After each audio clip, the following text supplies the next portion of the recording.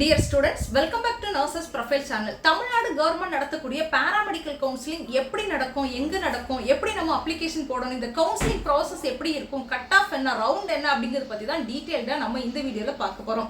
நீங்க ஒரு 12th standard படிக்கக்கூடிய ஸ்டூடெண்டா இருக்கலாம், இல்லனா படிச்சு முடிச்ச ஸ்டூடெண்டா இருக்கலாம், இல்லனா பேரண்டா இருக்கலாம். சோ எப்படி நீங்க எக்ஸாமினேஷனுக்கு ஒரு சைடுல வந்து ப்ரிப்பேர் பண்ணிட்டே இருக்கீங்களோ, கூடவே பாத்தீங்கன்னா எங்க படிக்கணும், எப்படி படிக்கணும், என்ன காலேஜ் படிக்கணும், மேனேஜ்மெண்ட் அட்மிஷனுக்கு போலாமா, இல்லனா கவர்மெண்ட் கவுன்சிலிங் அட்டெண்ட் பண்ணலாமா, கிடைக்குமா கிடைக்காதா அப்படிங்கிற ஒரு தாட்டும் உங்க கூட சேர்ந்து டிராவல் பண்ணிக்கிட்டே இருக்கும். சோ இந்த வீடியோவோட எண்ட்ல இந்த கவுன்சிலிங் எப்படி நடக்கும் அப்படிங்கிற ஒரு தெளிவான கிளாரிட்டி கண்டிப்பா உங்களுக்கு வந்து கிடைக்கும். So my dear friends and students, நம்மளோட சேனல் நீங்க என்ன சப்ஸ்கிரைப் பண்ணல அப்படின்னா சேனல் சப்ஸ்கிரைப் பண்ணிக்கோங்க. கூடவே அந்த பெல் ஐகானையும் ஆன் பண்ணி ஆல் அப்படிங்கிற ஆப்ஷன்ல வைங்க. அண்ட் நர்சஸ் ப்ரொஃபைல் அப்படிங்கிற டெலிகிராம் சேனல், வாட்ஸ்அப் சேனல்லையும் ஜாயின் பண்ணிக்கோங்க. சோ ஃபாஸ்டா இமீடியட்டா எல்லா அப்டேட்ஸுமே உங்களை வந்து ரீச் ஆகும். BSc Nursing, B.Pharm, BPT, OTAT, Cardiac Technology, Cardiac Perfusion Technology, Physician Assistant, Neuroelectrophysiology, Respiratory Therapy, Dialysis Technology. So இந்த மாதிரி 19 டிகிரி துணை மருத்துவ படிப்புகள் கவர்மெண்ட் செக்டார்ல நடத்துறாங்க. ஸோ இதே கோர்சஸ் மட்டும் இல்லாம இதே மாதிரி இன்னும் நிறைய துணை மருத்துவ படிப்புகள் பார்த்தீங்கன்னா பிரைவேட் செக்டார்லயும் இருக்குது.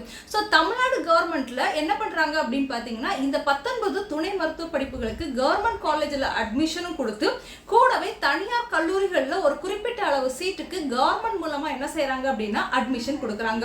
சோ உங்களுக்கு கவர்மெண்ட் காலேஜுக்கு நீங்க ஒரு சீட் எடுத்து போகணும் அப்படின்னு நினைச்சாலும் சரி, அதாவது இந்த 19 கோர்ஸ்ல எந்த ஒரு கோர்ஸ்க்கு நீங்க கவர்மெண்ட் காலேஜ்ல படிக்கணும்னு நினைச்சாலும் சரி, இல்ல கவர்மெண்ட் மூலமா நம்ம வந்து ஒரு தனியார் கல்லூரியில நீங்க படிக்கணும் அப்படின்னு நினைச்சாலுமே நீங்க என்ன செய்யணும் அப்படின்னா தமிழ்நாடு கவர்மெண்ட் நடத்தக்கூடிய இந்த கவுன்சிலிங்ல வந்து பார்ட்டிசிபேட் பண்ணணும். சோ இந்த கவுன்சிலிங் எப்ப நடக்கும்? சோ 12ஆம் வகுப்போட ரிசல்ட் வந்ததுக்கு அப்புறம் தான் என்ன செய்வாங்க அப்படின்னா தமிழ்நாடு கவர்மெண்ட்ல இருந்து இந்த கவுன்சிலிங் நடத்துவாங்க.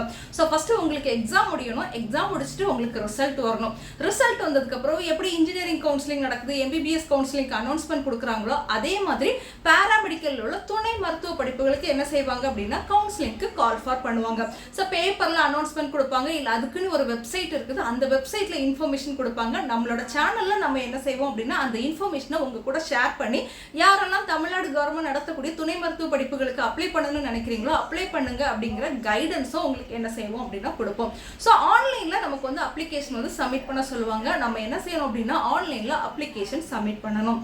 ஸோ உங்களோட கட் ஆஃப் வந்து எந்த லெவலில் இருந்தாலும் பரவாயில்ல, நீங்கள் என்ன செய்யலாம் அப்படின்னா அப்ளிகேஷன் சப்மிட் பண்ணலாம். அப்ளிகேஷன் சப்மிட் பண்ணுறதுக்கு இவ்வளோ கட் ஆஃப் வேணும், இல்லைனா இவ்வளோ கட் ஆஃப் இருந்தால் தான் நீங்கள் அப்ளை பண்ண முடியும், எந்த ஒரு கண்டிஷனும் கிடையாது. உங்களோட கட் ஆஃப் எவ்வளோ இருந்தாலும் நீங்கள் என்ன செய்யலாம் அப்படின்னா ஆன்லைன் அப்ளிகேஷன் சப்மிட் பண்ணலாம். ஸோ ஒன்ஸ் ஆன்லைன் அப்ளிகேஷன் நம்ம வந்து சப்மிட் பண்ணதுக்கு அப்புறமா நமக்கு என்ன செய்வாங்க அப்படின்னா ரேங்க் லிஸ்ட் ரிலீஸ் பண்ணுவாங்க. ரேங்க் லிஸ்ட்னா என்ன அப்படின்னா தர வரிசை பட்டியல். நம்ம அப்ளிகேஷன் வந்து எவ்வளோ பேர் வேணாலும் நம்ம வந்து போடலாம். ஒரு 60,000, 70,000, 75 மாணவர்கள் வந்து அப்ளிகேஷன் போட்டாலுமே 75,000 மாணவர்களே என்ன செய்வாங்க அப்படின்னா தர வரிசைப்படுத்துவாங்க. அதாவது rank 1, rank 2, rank 3, rank 3, rank 4 அப்படின்னு சொல்லி என்ன செய்வாங்கன்னா வரிசைப்படுத்துவாங்க. இதுதான் நம்ம என்ன சொல்றோம் அப்படின்னா தரவரிசை பட்டியல். ஸோ இந்த தரவரிசை அப்படிங்கிறது எதை பேஸ் பண்ணி பண்ணுவாங்கன்னா நம்மளோட கம்யூனிட்டியை பேஸ் பண்ணி தரவரிசை பட்டியல் வந்து ரிலீஸ் பண்ணுவாங்க.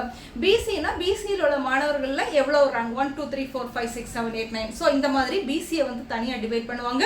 எம்பிசி, டிஎன்சி, எஸ்சி, எஸ்டி இந்த மாதிரி எல்லாரையுமே என்ன செய்வாங்க அப்படின்னா கம்யூனிட்டி பேஸ் பண்ணி வந்து ரேங்க் லிஸ்ட் வந்து தனித்தனியாக ரிலீஸ் பண்ணுவாங்க.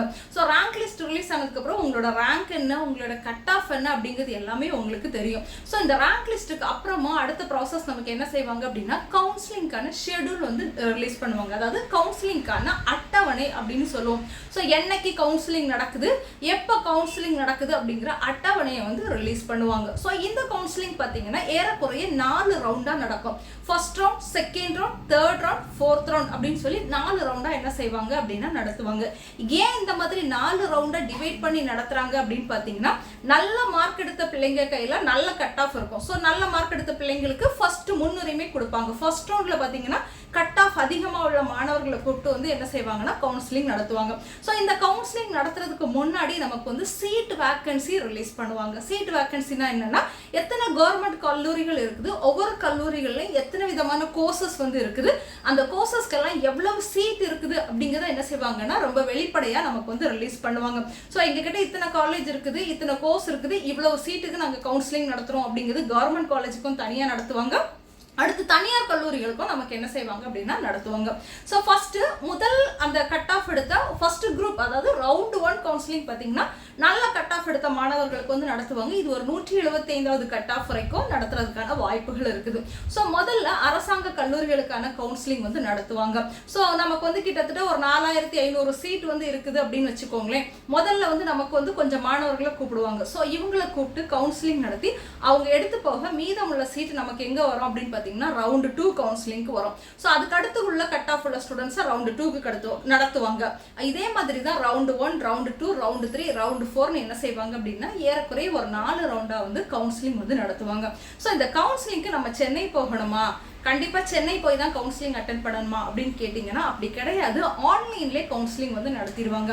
நீங்கள் பிடபிள்யூடி கேண்டிடேட்டாக இருக்கிறீங்க அப்படின்னா சர்டிஃபிகேட் வெரிஃபிகேஷனுக்காக சென்னை போக வேண்டியது இருக்கும். பட் ஜென்ரல் கேட்டகரியில் வரக்கூடிய ஒரு ஸ்டூடெண்டாக இருந்தீங்க அப்படின்னா நீங்கள் வந்து சென்னை போக வேண்டியது இருக்காது. உங்கள் வீட்டில் கம்ப்யூட்டரில் இல்லைனா உங்கள் கையில் இருக்கக்கூடிய லேப்டாப்லேயே நீங்கள் என்ன செய்யலாம் அப்படின்னா கவுன்சிலிங் வந்து அட்டென்ட் பண்ணலாம். இந்த மாதிரி வீட்டில் இருந்தே நமக்கு தேவையான காலேஜை வந்து தேர்ந்தெடுக்கக்கூடிய முறைக்கு பேர் தான் என்ன அப்படின்னா சாய்ஸ் ஃபில்லிங் அப்படின்னு சொல்லுவோம். ரொம்ப முக்கியமான ஸ்டெப் இந்த சாய்ஸ் ஃபில்லிங். இந்த சாய்ஸ் ஃபில்லிங்கை நம்ம கரெக்டாக செஞ்சால் தான் நமக்கு என்ன செய்யும் அப்படின்னா சீட் கிடைக்கும். அதாவது நம்மக்கிட்ட எவ்வளோ காலேஜ் அவங்க காட்டினாலும் நமக்கு தேவையான காலேஜை நம்ம தேர்ந்தெடுக்க அந்த முறைக்கு பேர் தான் என்ன அப்படின்னு பார்த்தீங்கன்னா சாய்ஸ் ஃபில்லிங். ஸோ நம்ம வந்து இப்போ வந்து நமக்கு கவுன்சிலிங் ஷெடியூல் ரிலீஸ் பண்ணதுக்கப்புறம் நம்ம சாய்ஸ் ஃபில்லிங் பண்ணியாச்சு அப்படின்னா உங்களோட கட் ஆஃப் உங்களோட கம்யூனிட்டி சீட்டு பேஸ் பண்ணி கம்யூனிட்டி ரேங்கை பேஸ் பண்ணி நமக்கு என்ன செய்வாங்க அப்படின்னா சீட் வந்து அலாட் பண்ணுவாங்க. ஸோ அந்த சீட் அலாட் பண்ணதுக்கப்புறம் உங்களுக்கு என்ன காலேஜ் கிடைச்சிருக்குதோ அந்த காலேஜில் நீங்கள் போய் என்ன செய்யணும் அப்படின்னா சேரணும். ஸோ இந்த மாதிரி தான் தமிழ்நாடு கவர்மெண்ட் நடத்தக்கூடிய அந்த கவுன்சிலிங் வந்து நடக்கும். ஸோ இதில் உங்களுக்கு நிறைய டவுட் வரும். நீங்கள் ஏதாவது டவுட் இருந்தால் கமெண்ட் செக்ஷனில் கேளுங்க, நான் உங்களுக்கு வந்து ஆன்சர் பண்ணுறேன். டவுட் பொதுவாக என்ன வரும் அப்படின்னா சப்போஸ் எனக்கு கிடைச்ச காலேஜ் வந்து பிடிக்கலன்னா நான் என்ன செய்யணும் அப்படிங்கிற ஒரு டவுட் வரும். ஸோ கிடைச்ச காலேஜ் உங்களுக்கு பிடிக்கல அப்படின்னா அடுத்து ரீஅலாட்மெண்ட் கவுன்சிலிங்னு ஒன்று நடத்துவாங்க. அதாவது யாருக்கெல்லாம் காலேஜ் பிடிக்கலையோ அவங்க அந்த காலேஜை வந்து மாற்றிக்கலாம் அப்படின்னு சொல்லுவாங்க. ஸோ அந்த ரீஅலாட்மெண்ட் கவுன்சிலிங்கில் நீங்கள் என்ன செய்யலாம் அப்படின்னா பார்ட்டிசிபேட் பண்ணி நீங்கள் வந்து உங்களோட காலேஜை வந்து மாற்றிக்கலாம். எனக்கு எத்தனை காலேஜ் தருவாங்க, நம்ம சாய்ஸ் ஃபில்லிங்கில் எத்தனை காலேஜ் வேணாலும் சூஸ் பண்ணலாம். எனக்கு எத்தனை காலேஜ் அவங்க தருவாங்க, ஆப்ஷன்ஸ் ஏதாவது தருவாங்களா அப்படின்னு கேட்டிங்கன்னா ஆப்ஷன்ஸ் தர மாட்டாங்க. ஃபைனலாக ஒரு காலேஜ் தான் உங்களுக்கு அலாட் பண்ணுவாங்க. அந்த காலேஜில் வந்து நீங்கள் வந்து ஜாயின் பண்ணிக்கலாம். ஸோ இப்போ நீங்கள் எங்கிட்ட ஒரு முக்கியமான கொஸ்டின் கேட்கலாம், எதுக்காக நான் இந்த கவர்மெண்ட் நடத்தக்கூடிய கவுன்சிலிங்கில் போய் பார்ட்டிசிபேட் பண்ணணும், டேரெக்டாக எனக்கு பிடிச்ச ஒரு காலேஜில் போய் நான் வந்து அட்மிஷன் போட்டுக்கலாமே அப்படிங்கிற ஒரு கேள்வி கேட்கலாம். ஸோ நீங்கள் வந்து உங்களுக்கு பிடிச்ச ஒரு காலேஜில் போய் நீங்கள் அட்மிஷன் போட்டுக்கலாம், அதில் எந்த தவறும் இல்லை. கவர்மெண்ட் நடத்தக்கூடிய கவுன்சிலிங் மூலமாக நம்ம போகும்போது என்ன பெனிஃபிட் அப்படின்னு பார்த்தீங்கன்னா உங்களுக்கு வந்து டொனேஷன் இருக்காது, ஒன் திங். ரெண்டாவது பார்த்தீங்கன்னா ஃபீஸ் ஸ்ட்ரக்சர் கொஞ்சம் கம்மியாக இருக்கும். இப்போ நீங்கள் டேரெக்டாக ஒரு மேனேஜ்மெண்ட் கோட்டாவில் போய் ஒரு உங்களுக்கு தெரிஞ்ச ஒரு காலேஜில் போய் நீங்கள் அட்மிஷன் போடுறீங்க, ஒரு வருஷத்துக்கு வந்து 2 லட்சம் ரூபாய் கேட்குறாங்க அப்படின்னா நீங்கள் கவுன்சிலிங் மூலமாக போகும்போது ஃபீஸ் பார்த்தீங்கன்னா அதே காலேஜில் 1.5 லட்சம் ரூபாய் தான் வாங்குவாங்க. ஸோ 50,000 உங்களுக்கு என்ன செய்யும் அப்படின்னா சேவிங்ஸ் ஆகும்.